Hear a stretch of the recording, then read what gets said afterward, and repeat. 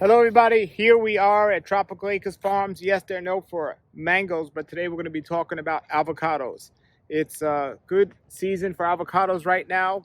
Avocados are growing. They have 40 different varieties here at Tropical Acres Farms, and we're going to be talking about a few of the varieties and a few other things with avocados. Alex has a tremendous amount of knowledge, but his website is the place to go if you really want to learn about these different varieties. If you're in the market for getting a particular avocado tree or more than one, to know when the season is and to make sure you're not getting all your avocados that are in the same season and the different types of taste and everything else. You will definitely want to check out his website. He has a great variety of those avocados on there. So check it out now. Here's the interview with Alex. Hello, everybody. We're back at Tropical Acres, and they're known for mangoes here. This is Alex. Hello. How you doing, Alex? And so we're in the avocado grove here. You have 40 varieties of avocados. Yeah, a little more than that. It's hovered around 45 for a while. We've had some that we took out, and there's some that we've added. Well, tell us about some that you took out and added and why. Well, there was a few that died. Avocados are a little bit trickier for us here just because their nutritional demands are higher. So we've had a couple that died over the years. And some of those I had tasted the fruit before and wasn't so impressed with. One of those, for example, was called, it was a purple one. Its name is escaping me right now, but it's a West Indian kind. I'm going to remember it. And then, anyway, Hardy, that was what it was called, Hardy. I didn't like it. To me, it was like watery, so I was like, well, why should I plant another Hardy tree, even though it's pretty? We had a Wirtz that died, and we didn't bother to replace that one either. And then there's a couple that we added to the collection, like some of these ones from Hawaii, which are interesting. It's supposed to be really good, like Malama, Kahalu, and San Miguel.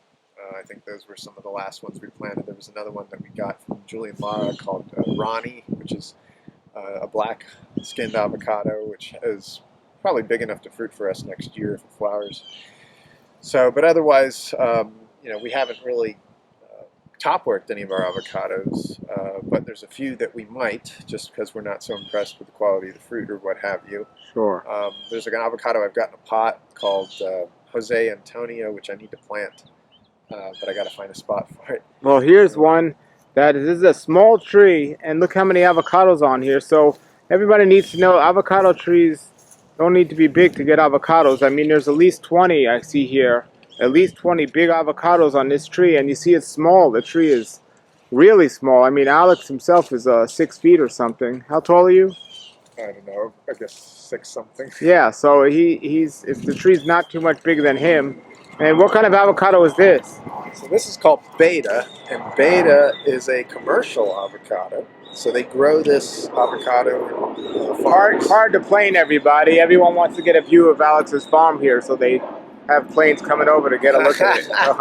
All right, so this is Beta avocado. Tell us. So Beta is a commercial variety. They actually have this growing in some of the orchards down in the Redland, in the Homestead area of Florida, where most of our commercial avocado industry is located in Florida. There used to be around 10,000 acres of avocados, probably not anymore. It's probably less than that now, I guess. But this is a heavy producing West Indian type avocado, so it's a green skin, large fruit.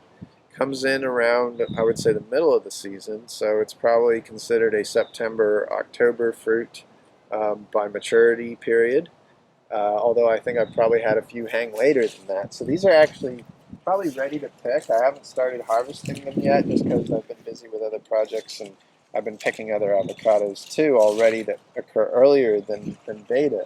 But Beta makes a lot of fruit, and this tree, you can see it makes decent sized avocados. How do you know when to pick an avocado? Because they don't ripen on a tree. Yeah, it depends on the variety. So like with Beta will turn the hue color of the green changes. It turns to a duller green color. Let's see if I can find an example here.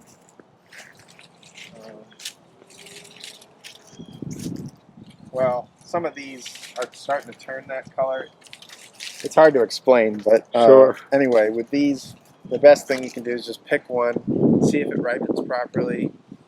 They should ripen within a week of being picked.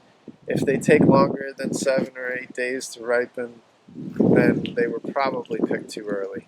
So, and then when they're really mature, they'll ripen within a couple of days. But generally, if they can ripen within a week, then they'll taste right and ripen properly and evenly. You don't want pockets of your avocado to be firm and hard and unripe, and then parts of it to be soft. So that's a sign that the avocado was picked too early. Anyway, Okay. so but this is our only beta tree, and we've grafted trees of this before. We have some in our nursery. Now, what do you look for? I know on mangoes, but what do you look for in an avocado when you're grafting it? The same type of pushing budwood, or is there something else you look actually, for? with avocado, you can use more effectively use dormant buds. You see, these aren't really pushing at the moment. But they graft much better in the winter than they do in the warm months. So when we graft avocados, we pretty much graft them all during the winter or the fall months. So we'll do them in like November, December, January, February. We don't graft them much outside of that because the rate of take isn't as good as it is during that time frame. And plus, we also have more avocado rootstock available ready during that time frame. So any of our late summer or early fall avocado seeds that we've planted have germinated and have made rootstocks that are graftable by those months when we usually graft them in December, January, February. So you get them before they're pushing, or after they're We when usually you say get they're them when dormant? they're What do you mean? dormant, which is to say that they're not pushing at that point. Okay. And I'll usually ignore ones that have actually started to push, honestly, when we're selecting budwood to graft with Okay. avocado. So another thing about avocado as opposed to mango with grafting, you can actually graft with pretty fresh wood with avocado with good success, whereas with mango, the success rate, at least for amateurs with using fresh wood, is a lot of times not so good. So a little different. When you say fresh wood, you mean it doesn't have to be green on the stem? You could do it from the wood part? That's actually mature wood. So Okay. fresh wood would be wood like this. Okay, you see how this is very flexible wood here. It's young. Got you.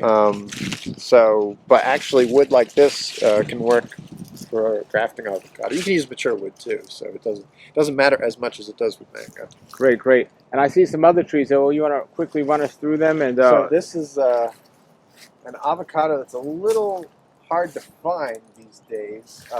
It's called Brooks Late, and so this avocado is known for being one of the latest avocados to ripen in Florida. I've had these hang on the tree as late as March. So very late season. Most avocados are long finished by March. We say that it's part of the rest of the avocado season because it flowers the same time a lot of the other avocados do, at least around the time the late season avocados flower. But the fruit take a lot longer to mature. So it's a West Indian type, pure West Indian, so it does not have a high oil content. But it makes a lot of avocados, it makes a lot of fruit. So it's a small tree and it's loaded. Wow. yeah. So the fruit are kind of small. The seed is a little on the large side. But the benefit is the super late season that you get from this. So there's really not much else that I could recommend for somebody that wants avocados that are going to occur after the month of February. So, or at least around that time. Most stuff is finished. Even late season varieties like Lula, Choquette, Monroe are usually done before this avocado is finished. This is the latest, you would say? I would say this is the latest we have. I mean, I've had some fruit hang on some trees exceptionally late, like on our Monroes and on our Choquettes. I've seen some pretty late stuff on our Lulas, but not in terms of the numbers that this avocado puts out. So. Wonderful, wonderful. Well, now what do you do with the avocados here? Do you sell them to the public? Yeah, what do you do previously, going back a while, we would sell them to the public. We wouldn't advertise necessarily that we had avocado fruit, but anytime somebody called us and said, hey, do you have avocados available? Sure, you can come by and we'll sell them to you. We also shipped them to some of our shipping customers that knew that we had them. The last year, because the demand for fruit trees has been rising, We have been keeping most of our avocado fruit for the seed so that we can plant rootstock for our nursery, and that's been what we've been doing for the most part this year as well. We need those rootstocks without having to go obtain them from somebody else's trees. We can just source them from our own and enjoy the avocado fruit and share them with friends and family and so forth. Until probably we're getting a higher volume of fruit from these trees, we'll probably continue to do that. But once in a while, I've sold some fruit to people or given it to people. Our avocado trees aren't that big. Even though we planted a lot of them the same time period we planted some of our mangoes, but the problem we've had here is that we've had some dieback on some of the trees due to nutritional deficiencies, so we've had to correct those deficiencies to get some of those trees healthier and growing at a pace that we'd expect, instead of going through a process where they make a lot of fruit, die back, grow back, make fruit again, and so forth, because that puts them into an alternate bearing pattern and doesn't let them reach the size where they're capable of producing very large amounts of fruit. I So, see a lot of mango tasting videos. You don't see a lot of avocado tasting no, you videos. don't. Avocados. I love avocados. Avocados have really great flavor. They don't have this range of spectrum of flavors that a fruit like a mango does. In fact, very few fruits on the planet have that kind of spectrum of flavor that mango possesses. So, yeah, you don't see avocado tasting videos, but you don't see too many mame sapote tasting Yeah. videos or a variety of other really good fruits, where people are like tasting all these different kinds, because there's not as much of a difference in terms of how they taste. But somebody could certainly do that with avocado. There is a difference between how they taste. They don't all taste the same. So that would be something, Paul, you should probably try someday. Yes, absolutely. I must have at least 10 varieties at my house now. So Yeah, and the thing about avocados is you can have differences in flavor, but also because some avocados are going to be a little more on the sweeter side versus savory side and so forth. But you also have differences in texture with avocado, especially due to oil content. So oil content doesn't necessarily make the flavor superior, but it can make the texture better for making products like guacamole, for instance. But then there's people who will kind of avoid avocados with low oil because they think they're watery. But really, some of those lower oil avocados have a really terrific flavor, and some of the high oil ones aren't so impressive, actually. So it just depends. yeah, the best avocado I've tasted years ago before I even grew trees, and I always remembered it was a Reed avocado, and it was Yeah, out in California. yeah, I've And had Reed. it was wow. I mean, Yeah, it's so amazing. Reed is terrific. I like the old Haas too. I like a number of avocados that have a high oil content. Nishikawa is another one we grow that has very high oil content. But I like some of the ones that have low oil that I really enjoy are mango or avocados like Dupuy, um, Pollock, Catalina, which is from Cuba. It's a very popular avocado in Cuba. Has low oil. It's probably less than 5% if you were to measure the oil content on Catalina. But the flavor, in my opinion, is better than an avocado like bacon, which I like bacon avocado. Don't want to disparage it, but or it's much better than some of these pure Mexican types we grow, like Fantastic and Pancho and Joey. Uh, Catalina beats the pants off of those avocados, but it has much less oil than those avocados do. So Yeah, the well, I texture is want to different. remind everyone on your website, you have a wonderful display of all the different avocado varieties and a lot of information about them. That's where I get a lot of my information. So, everyone, I'll put the link to the website below the video. But it's just great to have a variety of different avocados. Not all avocados are the same. No, not by any means. And I think a lot of people that come to Florida, they want to grow avocados. If you're one of those people that wants a high oil avocado that tastes good and performs well in Florida, there are certainly options for you.